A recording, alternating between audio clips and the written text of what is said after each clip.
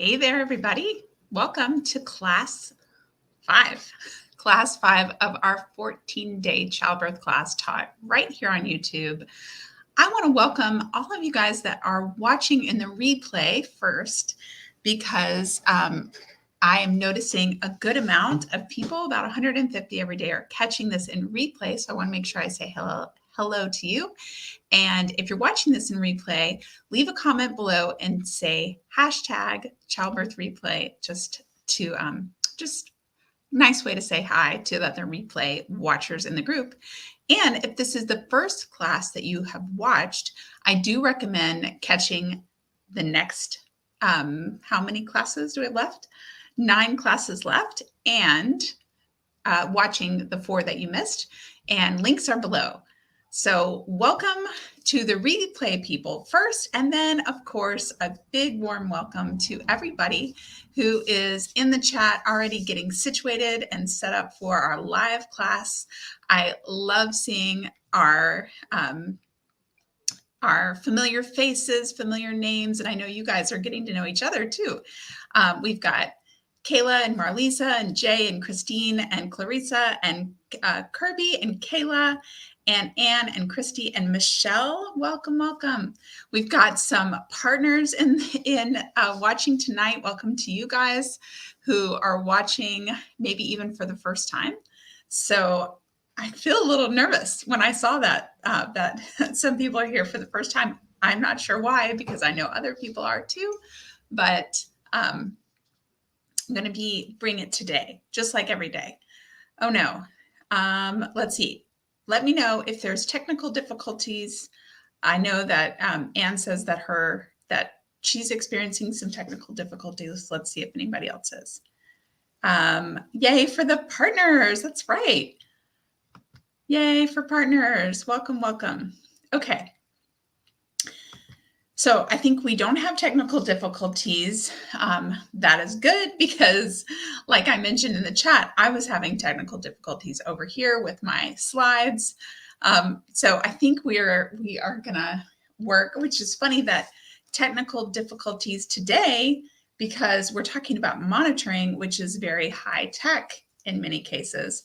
So interesting that it's a good example that tech doesn't always work. Okay. So just as a quick, we'd like to get our business out of the way while people are showing up. Thank you for showing up at this class. I know there are many options for how you can spend your Sunday night, and I appreciate you being here. My goal for every person in this class is to get the most value that they can out of the time. If you spend every night watching this class with me or some on replays, you'll have 14 hours of childbirth class, which is a full childbirth class. Now, if you miss any or you want to rewatch any, we have a really affordable replay option, which is the recordings. And you can find a link to that in the description down below, which is on our class directory.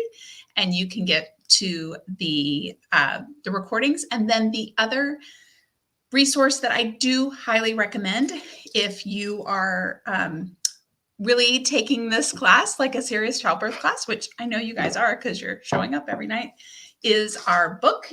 So we have the workbook right here. And then every day in class, I add what pages go along with the book. So you can buy a digital copy, a print, you can do both. And if we were in person taking class together, that's what would go with the class. And this class is free. I appreciate any support that can be offered during the class. So I accept donations with YouTube Super Chat features, and the Buy Me a Coffee button goes directly to support keeping this class free. Great. Okay, so I love this comment because every night I think this. Every night I think, where is it? That there are a lot of Kaylas. And I feel like am I missing something? Like, why do I look up and there's lots of Kayla? There's a Kayla, and I'm trying to figure out, is this the same? Because I'm talking and looking at my notes and trying to monitor chat. And Yes, three of 20 people in the chat are named Kayla. Isn't that crazy? I wonder if you guys Kaylas are all about the same age, probably. That's so cool. Is that a common name, Kayla's? Was this how it was when you were in grade school, that there were a lot of Kaylas? There are never a lot of Alice's. Alice is a pretty uncommon name. Okay. Kayla, shout out to Kayla Titus, who commented on the Kaylas, also commented on all of the homework. So I know I mentioned there are homework links. So on our class directory, you can go straight to the homework. The homework reinforces what we talk about in class. A lot of it might sound repetitive, but that is on purpose, because hearing things more than one time in more than one different way is going to help consolidate that information in your brain. And so I do recommend doing the homework, watching the homework videos. And if you do watch the homework, since you guys are my people, I know I can count on you to write a comment and just say, hey, doing my homework, or anything else you want to add. Okay, so each night, as you guys know, we spend part of our class talking about how birth works. And then we talk about a coping strategy. And so far, it was funny, last night after class, we talked about sleep and denial, right? And I ran upstairs and I started kind of prepping or cooking dinner. And my husband said, what'd you talk about tonight? And I said, well, I talked about sleep and denial. I said, it's not a big topic, and I talk about it in so many ways that it might sound broken record-ish, but I think it's important. And so if it felt, like I said yesterday, if it felt that I was harping on this, it was done on purpose, because it's that important. So, but tonight we're talking about vocalization, which is one that is really cool, really fun. And especially since we've got partners in the house, partners have to try these too, because it is really important. So super cool. Anne was doing homework today with her partner, her husband, and was fun. I love it. I love it. And it was fun. Very cool. Okay. So we've got a toolbox with 4 tools. We're going to add our 5th today. And we're going to talk about monitoring. And just like you guys know, every day we're also going to do, at the end, a practice and questions. Yesterday's chat was so awesome and so lively. I just want to make sure that you guys or when you write a question, just put a Q, because some reason my eyes can like really pull that out. Okay.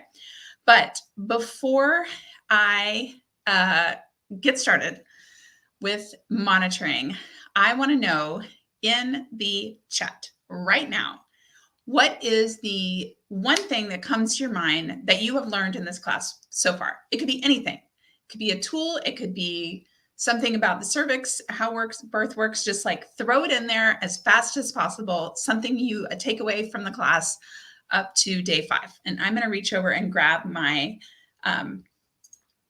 my big props in my prop bin so that we can talk about all about our monitoring. Okay, let's see some takeaways coming in. We've got Jenna's husband says horse lips, all the movements, sleep and denial movement. Great. Mindset. Nice. Early bedtimes are a good idea. 4 ways the cervix changes. Baths. Ooh, these are so good. This is a lot of different ones. I love it. Very cool. Very cool. Contractions. Yes. I love it. Cervix in 4 ways. Great. Okay. I'm feeling good. I'm feeling like that you guys are out there listening. Super good. Okay. So,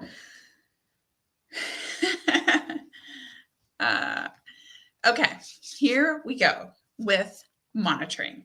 Now, monitoring might to us might seem like kind of a small topic that we're spending a lot of time on, but I think that it's really important, and I think it's one of those things that um, is kind of not explained in detail. And sometimes in some cases in a birth, you're kind of faced with decisions about monitoring, and it sort of touches a lot of different things that we go through in labor. So I think it's important that we know the different types of monitoring. That's what we're going to talk about today. We're going to talk about the different types.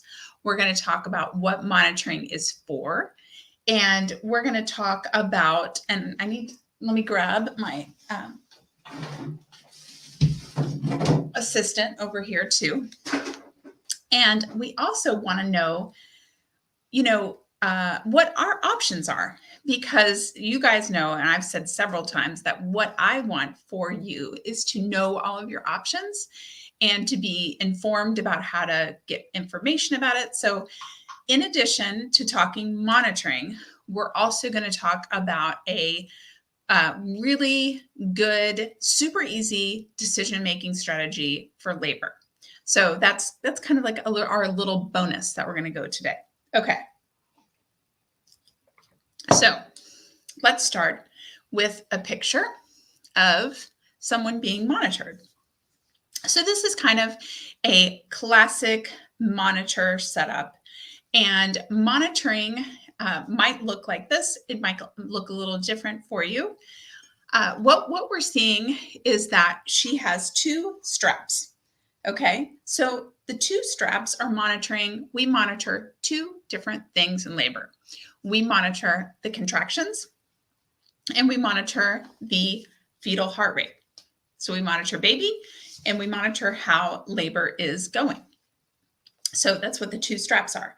The top strap is for contractions because it is usually set up on the top of our fundus. If you guys have heard that word fundus, which is at the very top of your uterus.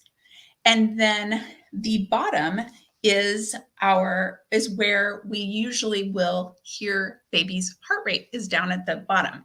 Let me know in the chat if when they do the doppler, like at your appointments, if usually the doppler is like low, down low, under your belly button, that they're getting the best what am I trying to say? They're able to hear the baby the best below, down low, below your belly button. Yes. So two things are going on. We're monitoring the contractions and we're monitoring the baby.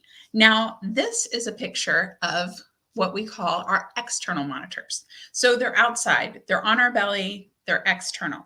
So monitoring two things, and we're monitoring them on the outside. Now, what you'll see, that little piece of paper next to the bed. So this is what you might see on if you have an electronic fetal monitor, an EFM, electronic fetal monitoring system. You might see, or you will see, a readout, either paper, if your hospital still prints out its paper, or on a screen.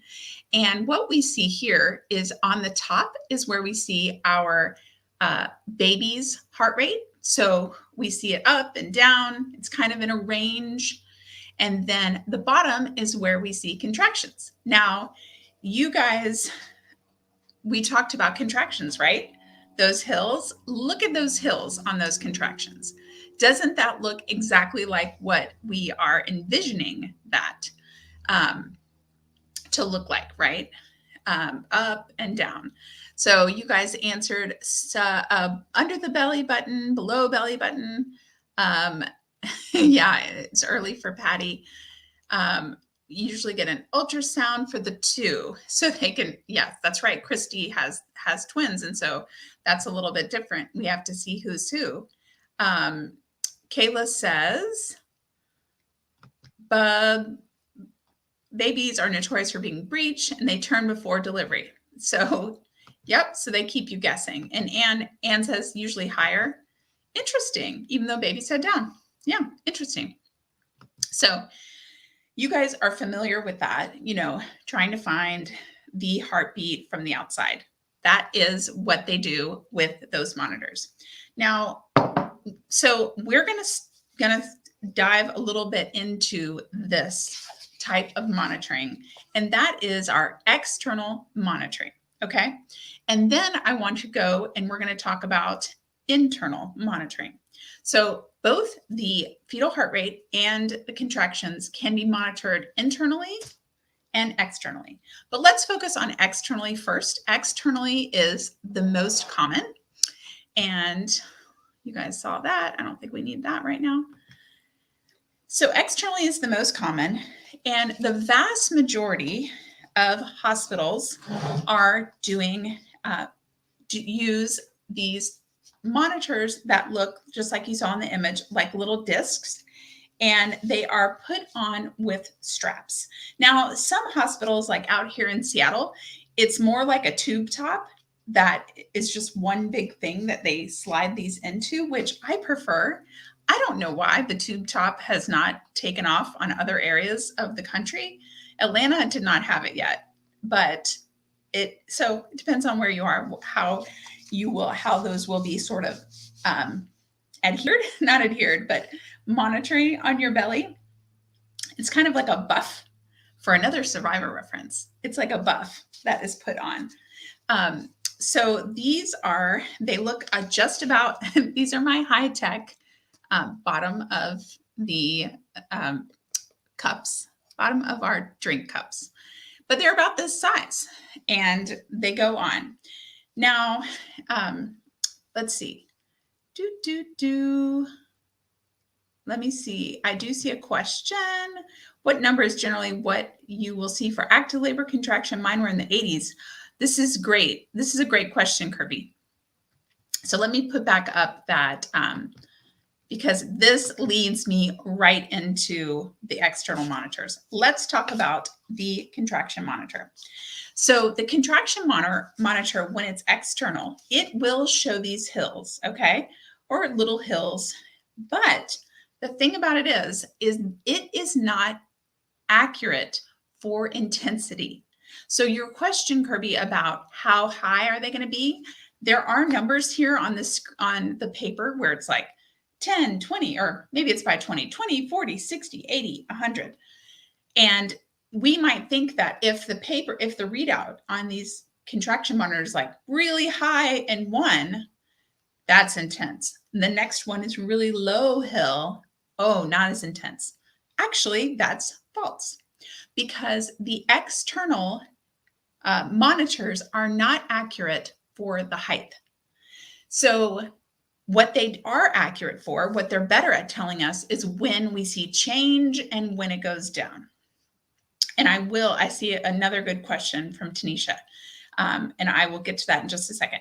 So when the contraction starts, it goes up and then it comes down. The height doesn't really matter. So partners out here, listen up, because this can be a trap that partners fall into easily.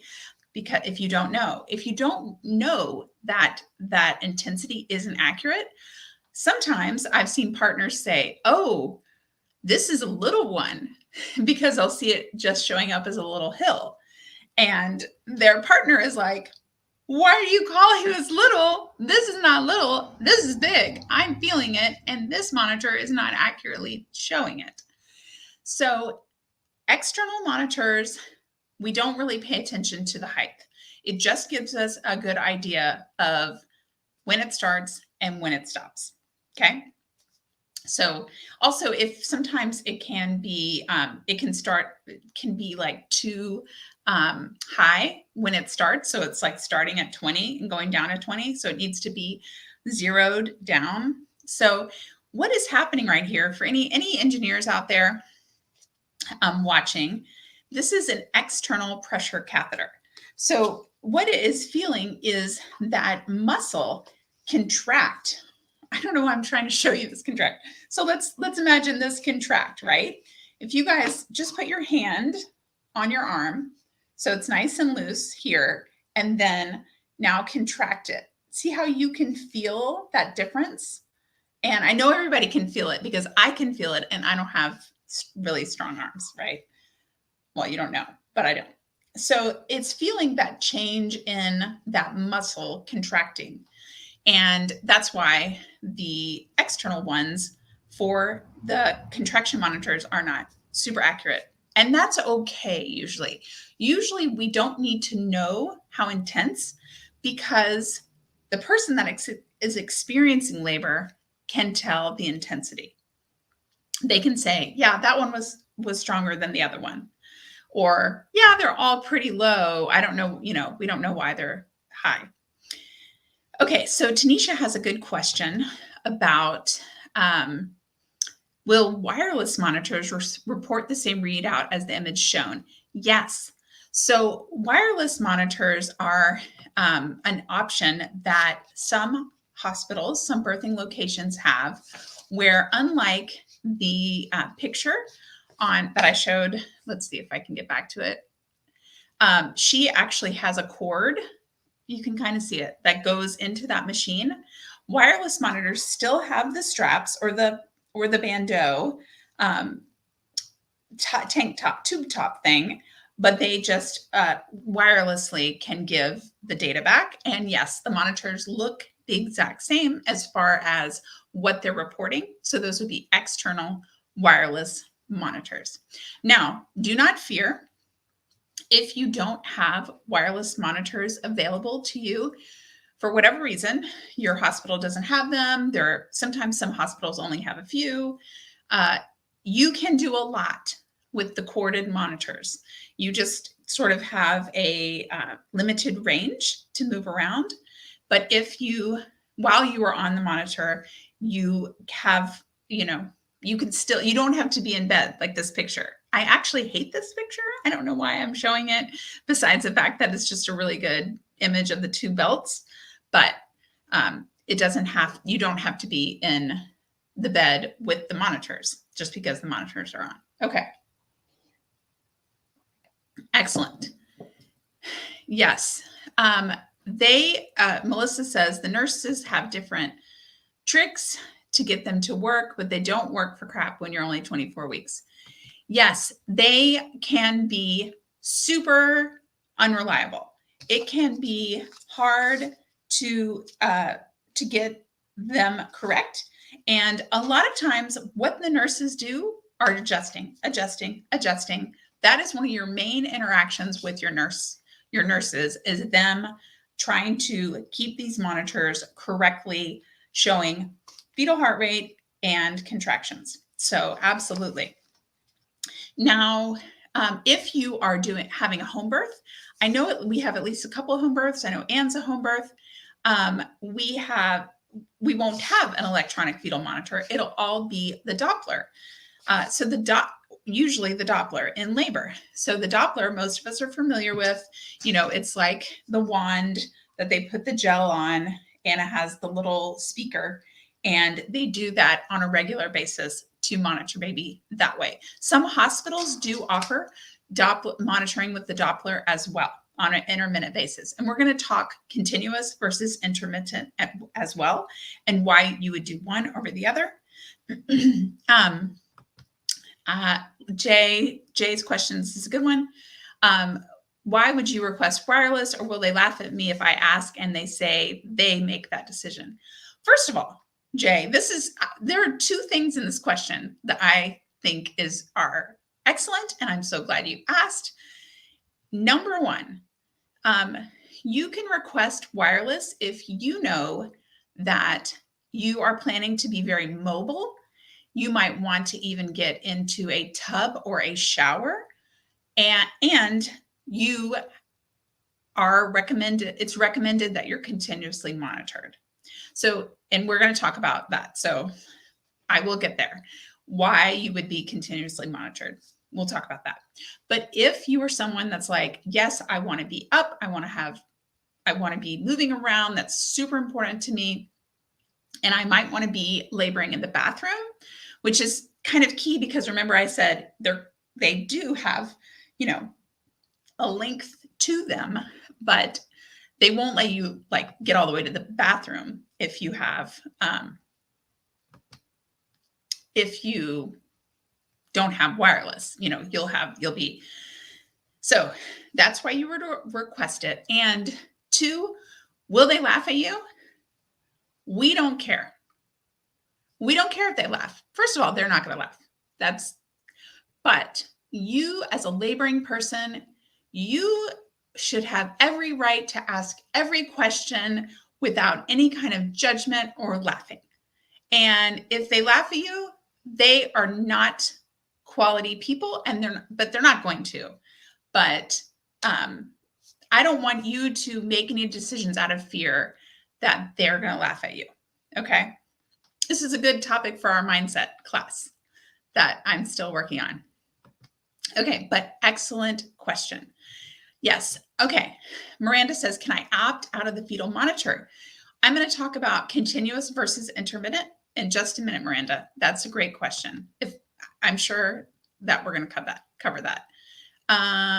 And Kirby, this is kind of a follow-up. Great. If you refuse the monitors and you're low risk, yes. Patty, this is a good one. Sometimes I just assume things and I don't. So when you were monitored, if you're monitored continuously, so a good example of continuous monitoring is with an induction. And so remember, we have 2 classes on induction. So we're going to go into that in further detail. But say you're being induced and you have to be continuously monitored. If you have to go to the bathroom, you just unplug, and they show you how to do it. You unplug. Generally, you kind of wrap the cord over your head, over your neck, just like a necklace, so it doesn't drag on the ground. Go to the bathroom, come back, plug back in. So no, going to the bathroom is very important in labor. You actually should be drinking enough and hydrated enough that you go to the bathroom about every hour, once an hour. So yeah, we need lots of, but they usually just keep the monitors on. You just unplug and then you can go to the bathroom and back. Great question. You guys have the best questions. This is such a great engaged class. So high-fiving you all. Okay, so we talked about the external monitor and how, remember, it's accurate for start and stop, not for the intensity. Now, the fetal heart rate monitor is can also have its issues when it is on the outside. First of all, it can really monitor baby well if baby is right under it, and then baby does a huge turn or moves around, and then all of a sudden it's not monitoring baby well.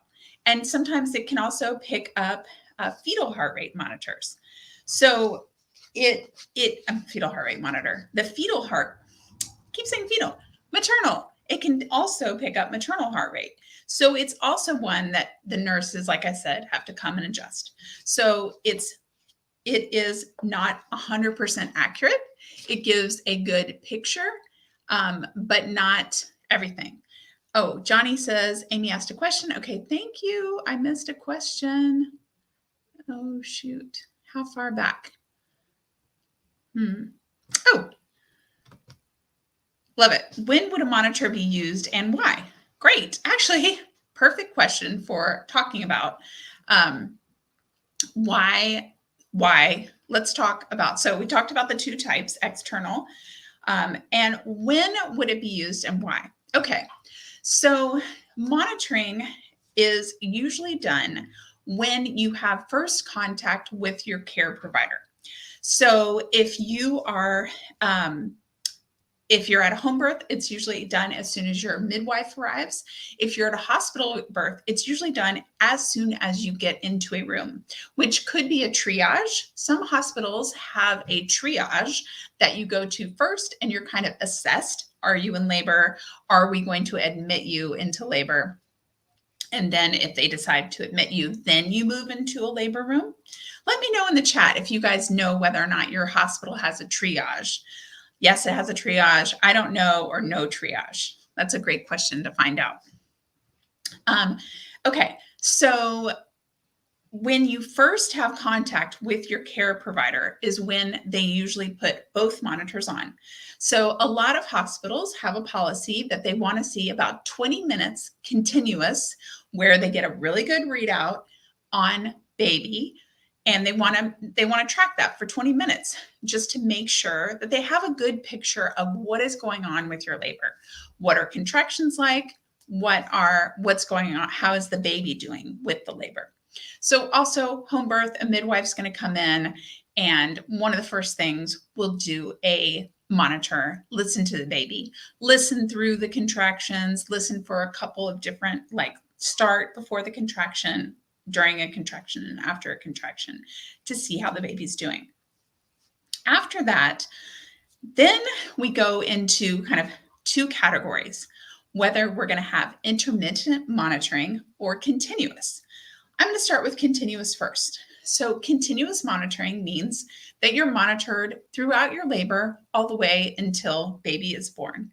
And there are some categories that people fall into for continuous monitoring. So some of these would be if you are a high-risk pregnancy, for whatever reason, you have been deemed high risk. You might have continuous monitoring if you have had any kind of medication, drugs into your system. So if you have IV pain medication, if you have an epidural, if you're given medicine to induce your labor, all of those reasons the policy is continuous monitoring. Okay, so continuous monitoring for high risk and any kind of meds in your system.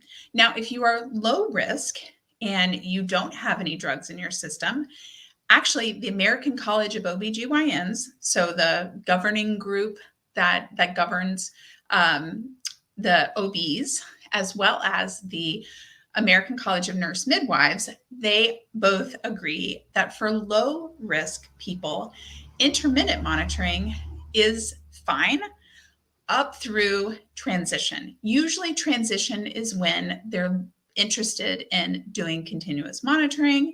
Your hospital policy, your provider's policy might vary from this, but that is the recommendation.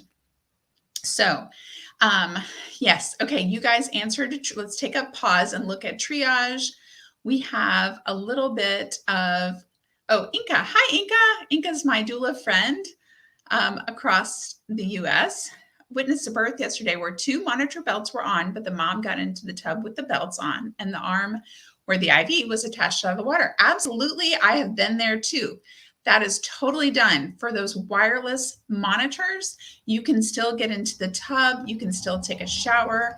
That it is. Now, I have had nurses say, oh, no, you can't, which, this is the benefit of having a doula that's seen it before and says, can you ask someone else? Because I know I've seen it before. So maybe we should find someone else who might know more. It's funny. Patty says, how does a triage room differ from a labor room? I know my hospital has this until you're in active labor. Yes. So a triage, and I think somebody answered that question. It depends on, yes, and it depends on the hospital. So because I have attended births in Seattle, several hospitals, in Atlanta, several hospitals, and in California, one hospital. I've seen different things, which is helpful enough to say that it's different. So some hospitals have shared rooms where you're just separated by a curtain and usually are on a stretcher. So you're not on a hospital bed that you can like move around and change and all of that. That's pretty comfortable. It's more of a stretcher. So kind of hard and narrow. And usually you have a very confined space for triage. It depends. Now, like a hospital I was at in Atlanta, it was this big room. Strangely, it had a toilet in the room with just a curtain. So it's different. Some hospitals have like a toilet outside the hallway. That's a common shared toilet. It's sort of different for everybody. So yeah, the bed is smaller. It's more uncomfortable. The room is a lot tinier. I'm just going to be honest. That's what you guys are here for, right? Are you here for honesty? Because triage kind of sucks. Triage isn't great. No one really loves their triage room. It's nothing like the hospital room. You've got all your bags in there. You're kind of shoved in there. You're stuffed like into this small space, and your partner has just like a little place to sit on. And most people are kind of hoping just to move through triage quickly. And a good way to move through triage quickly, if there's room for you and it's not a busy hospital, is if you are in really active labor. Generally, you're going to move on pretty quick. If your water breaks, and they can verify that, which they either can see it from a pad that you're wearing, or they have a little strip that they can insert into your vagina, like just at the edge, and see whether or not it's amniotic fluid. I have just sidetracked away from monitoring, but this is good conversation, hopefully. Yes, Tanisha, with a VBAC, continuous monitoring is recommended. Yep, that is. Patty, that is a great question for your provider. So it really depends on the provider. Some providers would say no, and some providers would say yes. So that's a great question. Did anyone who did not start a list of questions for the provider start one after our discussion yesterday? I was actually thinking that today because I wrote a note to myself, and I thought, I wonder if anyone started their notes for their provider if you don't have one. Welcome, Quinn. I love it. I love that you guys are all getting to know each other. Okay. Where are we? We just talked about continuous monitoring.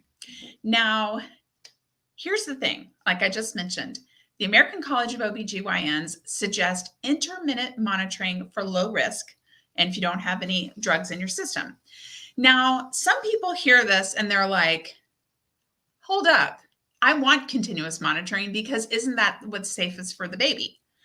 And here is if you're not listening, if you're scrolling Instagram, come back here, because this is a pretty big, I think, big news, like newsflash.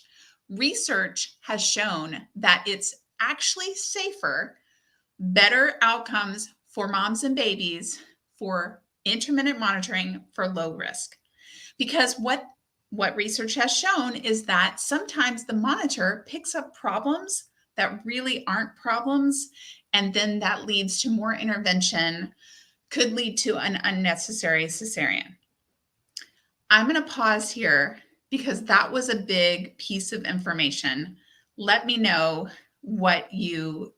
if you heard that, if it made sense, if it's surprising to you. Let me know. Okay. Let's see. Triage would be for those that are high risk only. No. So triage for most hospitals that have it are for anyone as the first step before you get to labor and delivery, as sort of an assessment room. Yeah. And Amy asks, so if you're not using wireless, then can you move into labor positions? Yes, absolutely. Absolutely. Without the wireless, if you are corded, if you have the corded monitors, you can move the length of the cord. So, and the cord is like, I don't know why, it's like an arm span length. So you have plenty of room and you will be moving because we talked about movement, right? We've got our movement. I have harped on movement and I'm going to harp a lot more. Movement is important. And when we talk about epidurals, we're going to talk about movement with an epidural because it's very important. The only thing, remember, with the wireless allows you to like get in the tub, labor in the bathroom, that kind of thing. I do like wireless. I think they're awesome if you need to be continuously monitored. Okay. I love these great questions. I think, did I get them? Okay, you guys are making a list of questions. I love it. Question from Noor. Oops, welcome, Noor. Is gestational diabetes considered high risk? I have gestational diabetes with diet control. So this is another gray area, Noor. I would say most places that I have seen, if you're controlled with diet, you're not considered high risk. So, but it really depends on the provider. Great question. Yeah. Yes. Okay, Quinn, was that your response to that big statement? Yeah. It's interesting. Very interesting. It is counterintuitive. Yep, that is absolutely right, Melissa, that there is more variability. You know, we don't always have insight of what's going on inside of our womb. We don't always know what's happening with the baby, if the baby has ups and downs and that kind of thing. And so trying to predict it and know what's normal is a little bit of a gray area. Yeah.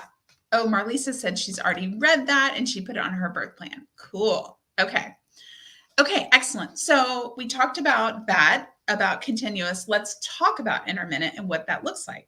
So intermittent, what that looks like, and it first of all, it varies by location, by provider. Let me tell you a couple of methods that I've seen. First of all, if using the electronic fetal monitor, I've seen that they put it on, it stays on for 15 minutes, they take it off, you don't have any monitoring on for 45 minutes, put it on, 15 minutes, take it off, 45 off, 15 on, 45 off. I've seen that. The other one I have seen is 5 things on, 5 minutes on, 10 minutes off. 5 minutes on, 10 minutes off. Now that's a lot of on and off, but I have seen that as a policy at a hospital. So it depends on your practice. And this is another like listen up moment, especially like if you're like, was it Marlisa? Who was it? Who said they already have it on their birth plan? Yes, Marlisa. Sometimes I've seen, not sometimes, no, many times. I'm just going to be real here. Many times I've seen care providers have,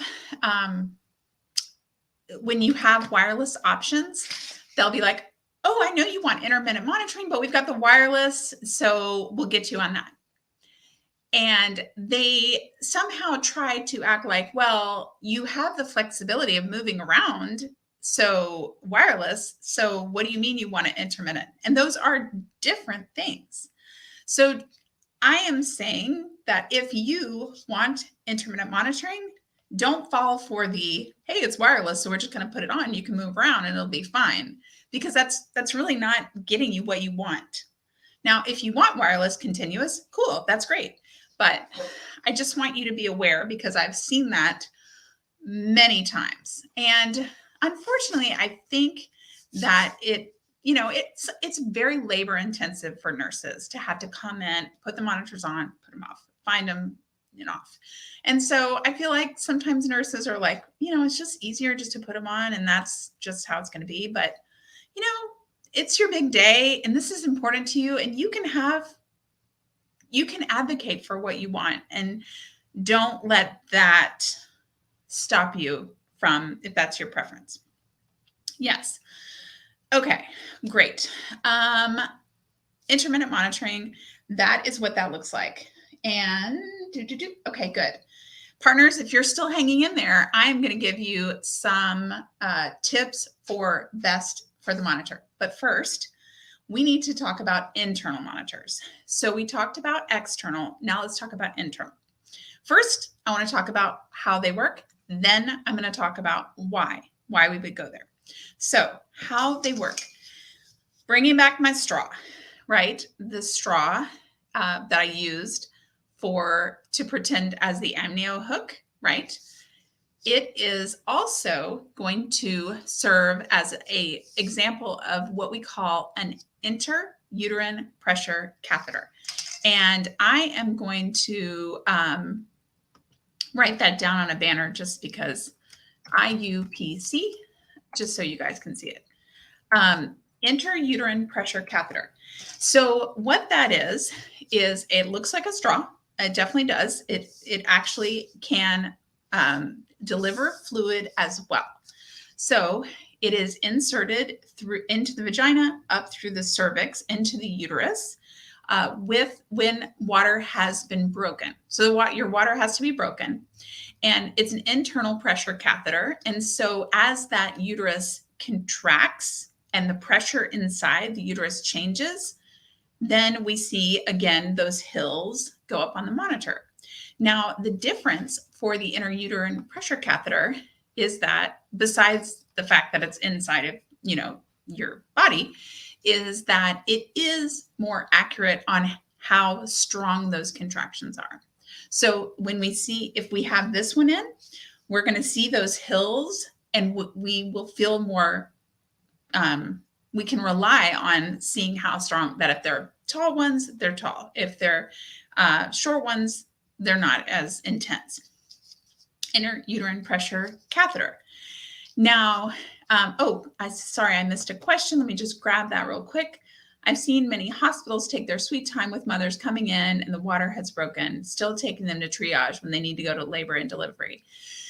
Seen it too, Jay. Seen it too. So scheduling and knowing how many people are going to be in labor, how to assign nurses, how to manage rooms, and moving people around, that is a big deal in the hospital. And it sometimes can put us in a holding pattern, which is often in triage, as we wait for them to figure out who's going to go where, what nurse is going to be assigned to you. Think about if, like, at a restaurant, if like 100 people show up to like a 10-person restaurant, there's going to be some people that are really hungry, but they have to wait because they have to move tables and that kind of thing. I don't know if that was a good example, but I went with it. Okay, so back to our IUPC, like a straw. The other thing that this internal catheter can do, pressure catheter, is that they can send water back up into the uterus and add fluid. And why they would do this, for two reasons. One, if the baby had thick meconium, so if the baby had pooped inside the womb and it was really thick, like sorry to be graphic, but like a pea soup kind of thick, they would suggest putting fluid back in to dilute that. So when baby is born, the baby is not going to breathe in that really thick meconium. So that's one reason they could suggest this. The other reason is if they don't know, but if they are seeing some heart rate issues, that they are suspecting that maybe the baby is compressing the cord. If the baby's cord, I don't have my cord, you guys can imagine it. If the cord is like up against the head and the uterus, if they can put some fluid in there, maybe baby can have the ability to move off that cord if they think that might be a problem. So intrauterine pressure catheter. Sorry, I know I just said there's two reasons, but I really meant to say three. So the third reason is if they need to know the strength of your contractions, the accuracy of that. So if you have an epidural, so you don't really know, you can't really say, like, I don't know, they're happening, but I can't really feel them. And especially with an induction, again, you guys are attending all the classes, so you'll hear more about induction when we get to that. But if they want to add more medicine to your induction, they might first want to see, well, what are the strength of the contractions really? And so they might suggest this intrauterine pressure catheter. Okay. I'm grabbing a different thing that also looks like a straw. And this is the fetal scalp electrode. So why don't I just change this just so you guys can see it. Oops. And fetal scalp electrode. There we go. Let me show it. So just like there are two monitors, right, on our external, our internal is our IUPC and the fetal scalp electrode. So the fetal scalp electrode goes It is like a straw. It actually has a wire on the end of it that's a little curly Q corkscrew kind of wire. Goes into the vagina, up through the cervix, and then it is turned so that that little wire goes into the baby's scalp. So fetal scalp electrode. So it's like almost like a nurse I worked with used to talk about, like, if you ever were a kid, sorry, you were a kid. When you were a kid, did you ever take a safety pin and like poke a callus?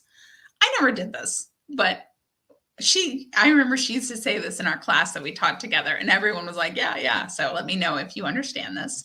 So it's not necessarily, I mean, we don't talk to the baby. We don't know if it hurts the baby, but it goes into just a few layers of skin on the baby's head. And that is how they get the fetal accurate baby's heart rate. So that would be done. The internal fetal scalp electrode would be done if they are concerned about the baby's heart rate and they're not getting a good, accurate picture from the external. They aren't, for some reason, able to pick up external for whatever reason. They might suggest that. Or they need to have a really good idea of what's going on. Then it would be suggested to do the fetal scalp electrode. Now, if no one has asked this question, but the internal monitors, they are taped to your leg, so you can still move around with them. They are awkward. Yes, I will give you that. They are awkward, but you can still change positions. I've worked with many clients who have still been able to, move around in labor. It's just a little more awkward with that. Okay, so 2 types of monitor, external, internal, each monitoring 2 things, contraction and baby. How are we doing? Does that make sense? I want us all, let's do a little limp and loose. We're not doing vocalization yet, but I want to make sure that we talk about a couple of things. Remember, partners, I said that I want to give you some tips. One of the biggest tips, tip that I give every partner is don't get fixated on staring at the monitor. I actually recommend, if you can cover it up, if you can turn the monitor screen off, whatever. It is very easy. Like, even as a doula, sometimes I'll just be like staring at it, going up, going down, going up, going down. No, for a good partner, you want to be looking at your partner and thinking about how to support them. You don't want to be watching the monitor like a TV. Number 2 tip.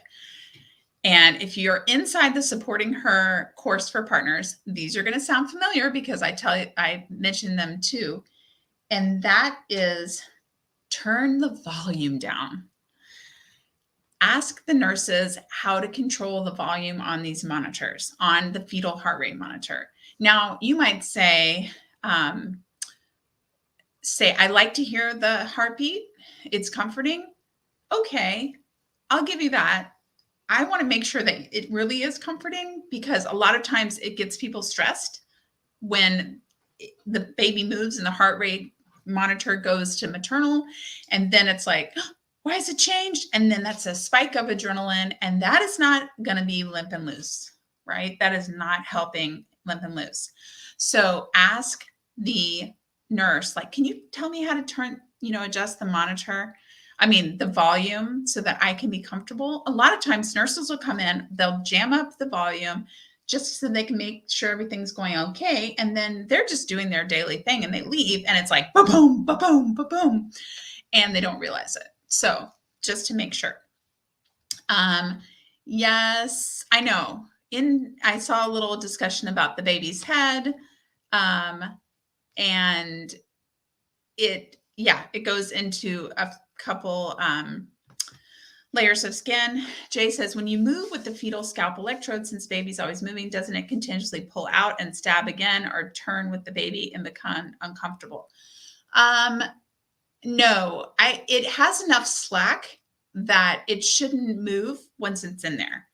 that it's kind of like in and then there's slack. And so it's not pulling in and out. It's just staying. It's staying where it is. So it'll get an accurate read.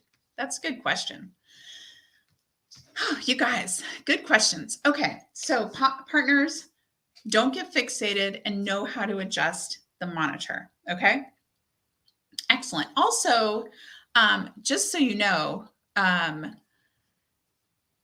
if you are doing intermittent and it's like that 15 on, 45 off, 15 on, and you've been on for half an hour and you're like waiting for your nurse, like, why haven't they come in here? I really want to get off. Can I please get off the monitor? It's been 15 minutes.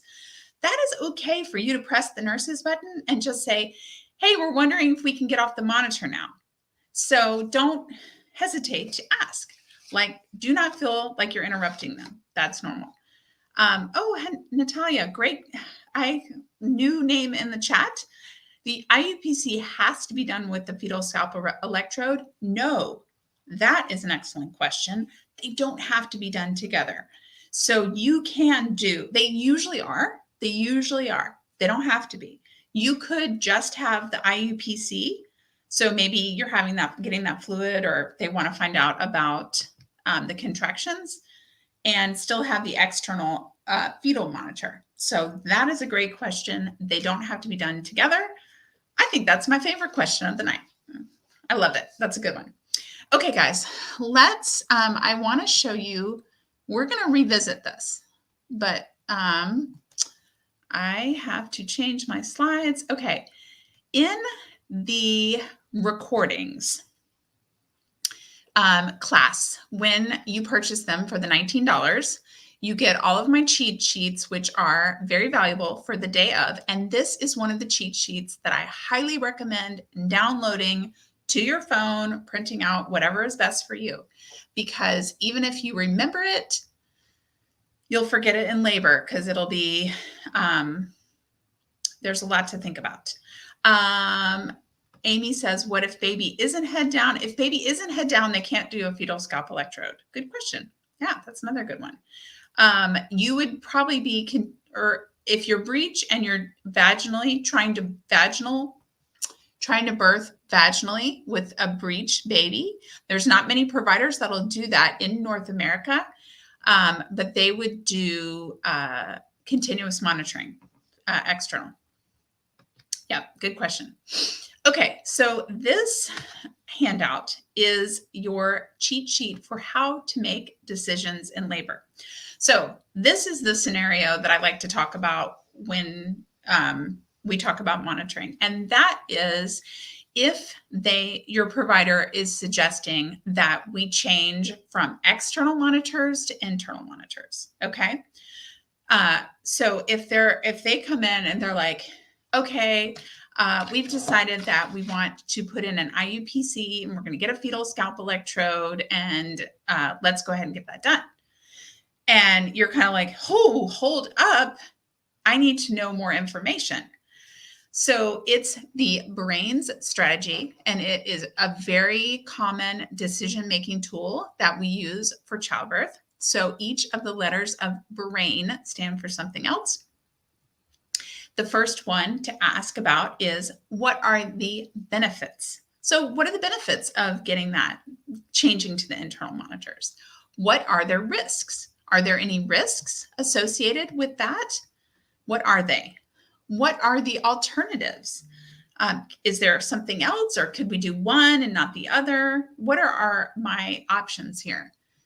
What is my instinct telling me? Does my gut say something like, this feels wrong? Like, this feels rushed. I don't know what's going on. I don't feel good about it. Or that feels really good. I am feeling like that sounds what I want. What does your intuition say? Your instinct.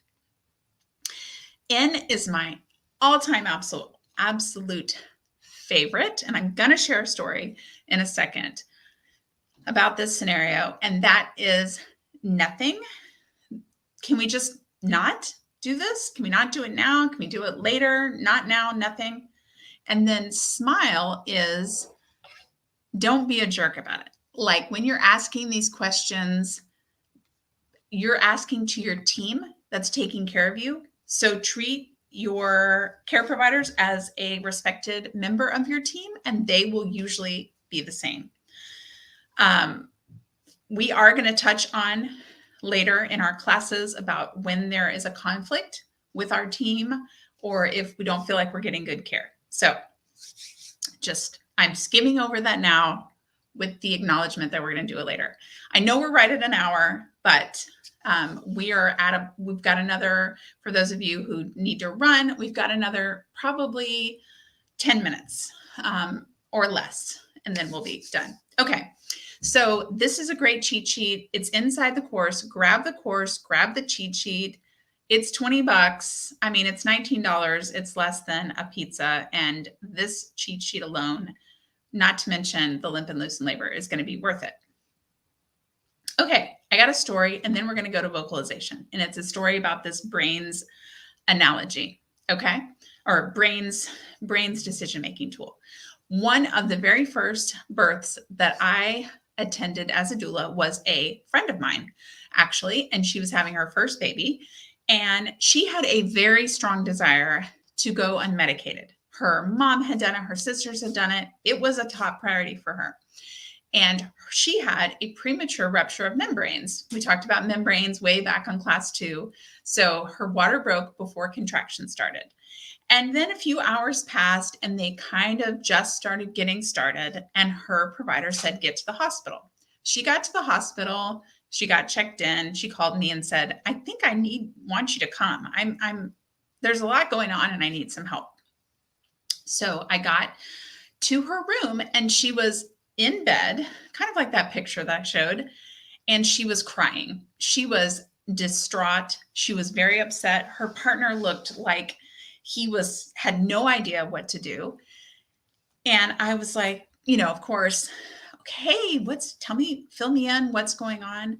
She said, I'm not going to be able to leave the bed. I'm stuck in this bed. I'm sitting on a bedpan right now because they have this monitor inside of me monitoring the contractions to see how strong they are.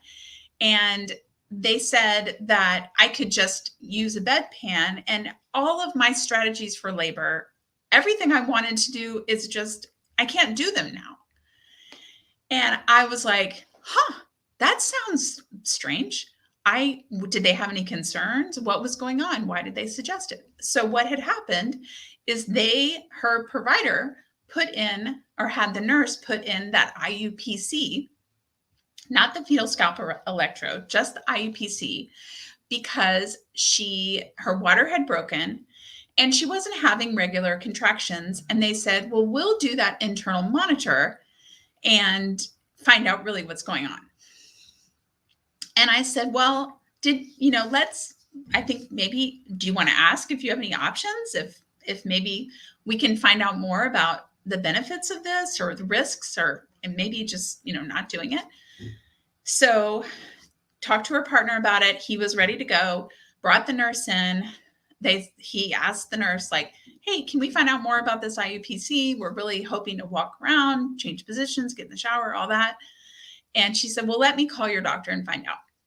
She comes back in 5 minutes later and said, oh yeah, the doctor said we don't have to do it. We can take it out. And they took it out.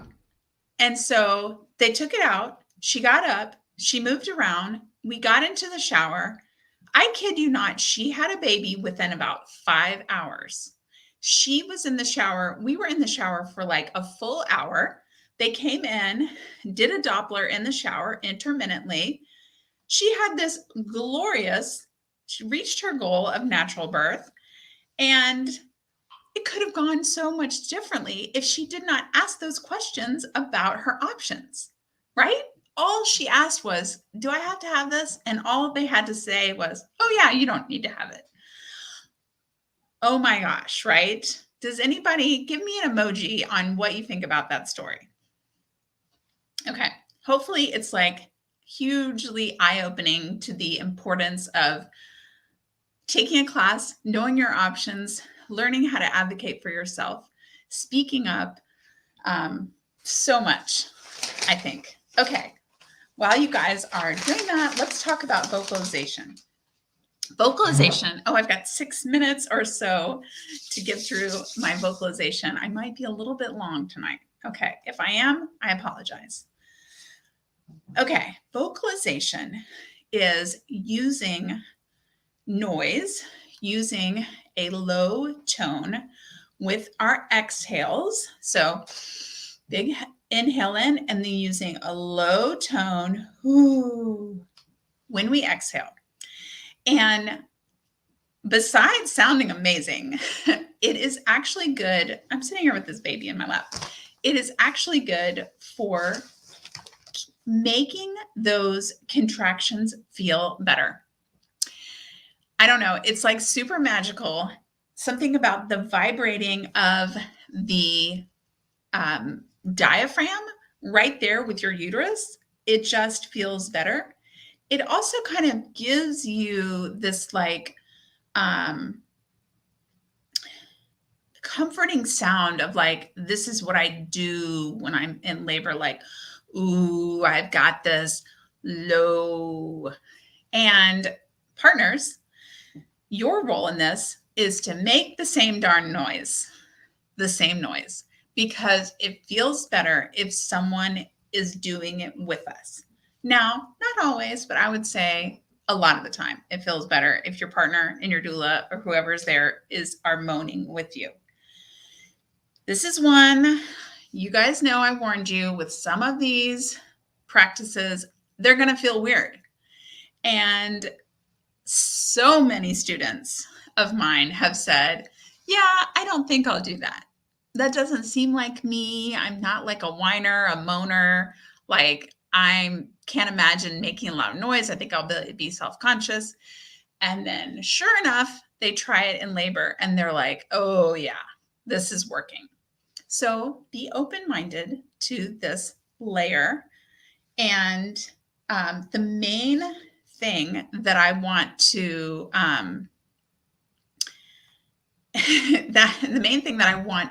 you can do it in any way, but we want to be low. And partners, it's good if you say low, like ohs and ahs. Imagine, I'm going to do a quick demonstration. That doesn't sound like someone that is handling the pain, right? But if it's like, ooh,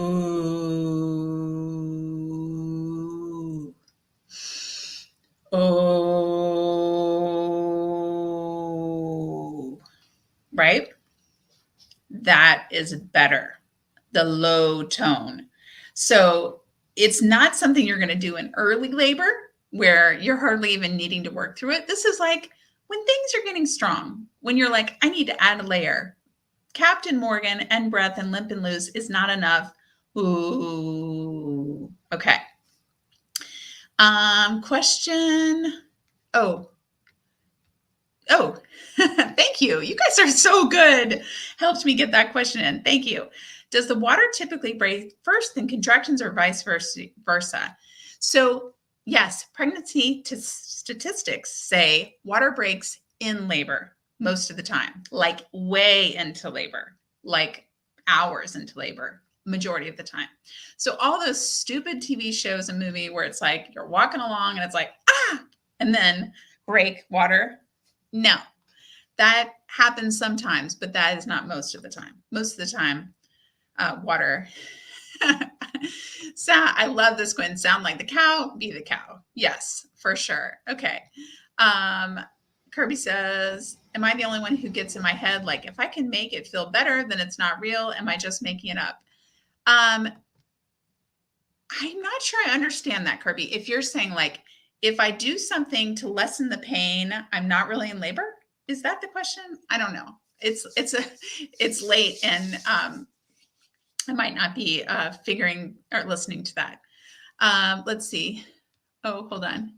I think I got this. A funny tip with vocalization. I've had several friends use the F word during their low exhale. It allows you to naturally drop your jaw and stay loose and keep a low tone. That might be something for you guys to practice tonight. I won't say it here so I don't get an explicit rating on my video, but you guys know. I love that. Thank you, Tanisha. Thank you for sharing that. I love it. That's so good. Okay. Yes. Do, do, do. You can say truck, truck, truck. I love it. That's so good. Okay, guys. So, lip balm is going to be your friend here because again, those breaths. So partners that are watching, you're going to keep a lip balm in your pocket and you're not going to ask your partner, hey, do you need some lip balm? Just every once an hour when she gets back from the bathroom, you're just going to hold the lip balm open and go like this. Because when someone puts a lip balm out to you and holds it like this, you just think, oh, I guess I need it. And you put it on. And that's going to help you so that those next days in the hospital or day in the hospital, you're not going to be just totally cracked and uncomfortable. Okay, let's do our layering. So as a reminder, lip and loose. So do some shakeouts, arms open, check our butt. We've got our breath. Then we're going to use vocalization, and get into a position. Now, if you're always doing the same position for a practice, do something different. Can you do hands and knees on the floor? Can you lean up against a couch? Wherever you guys are watching it, are you in the kitchen that you can lean against a kitchen counter? One of those. But we're going to have 30 seconds. And then I'm going to write it on the board. Actually, I'm going to write it on the board while you guys are doing it, so that we will save a little bit of time today. And I'm just getting ready. But we got to do our practice every day. So 30 seconds, layer it up, people. Let's go.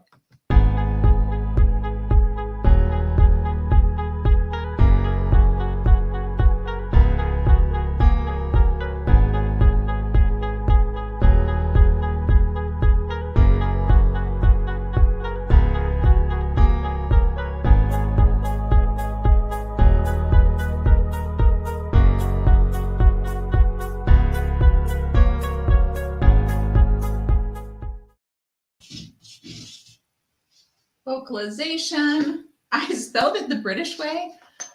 I think it's a Z-S, whichever one. Guys, is it getting shorter? Can you envision using these layers in labor? Let me know. Layering up in labor is, I don't think I've mentioned this yet, but one of my biggest pet peeves.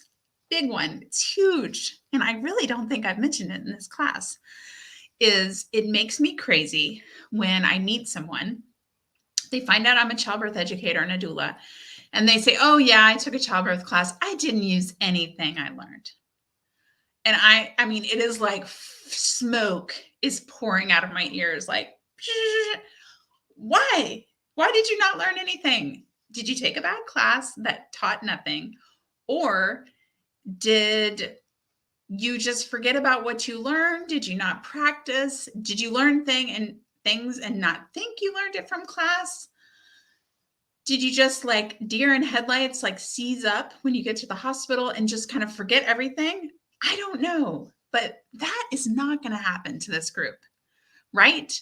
Let me know in the comments. Say not going to happen, because 30 seconds every night for 2 weeks straight, we have at the minimum, and I know you guys are probably practicing more on your own too. So no one here in this class is going to get into birth and say, I did not learn use what I learned in class. Please, please don't do this. Not going to happen. Not going to happen. Not going to happen. Good, good. Yes. It is not going to happen. Great. That is, I know it's not, no matter what kind of birth, because remember, and we have a whole class on cesarean birth as well, that even with cesarean birth, these tools, a lot of them are still working. You can still use breathing if you are in a cesarean. You can still use vocalization with a cesarean. I'm not kidding. So you guys are going to use these, I know. Yay, not going to happen. I've learned so much. I love this. I wouldn't know what the hell was happening if I wasn't taking this class. I love it, Gwen. I love it. Okay.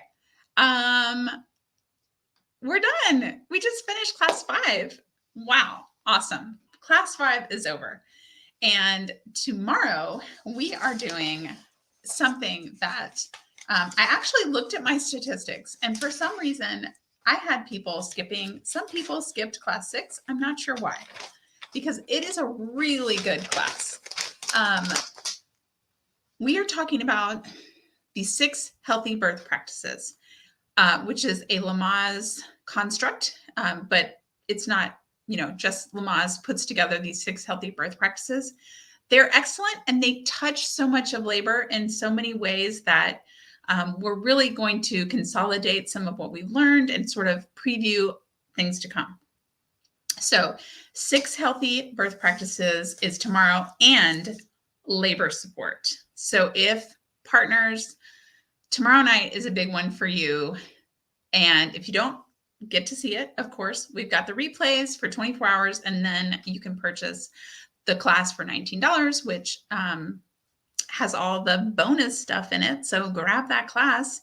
Hope you guys have a great next 24 hours, and I will see you here for class 6. Thanks for being an awesome class. Thanks for all of the attention and the questions. Excellent questions tonight. And I'll see you guys tomorrow. See ya. Bye.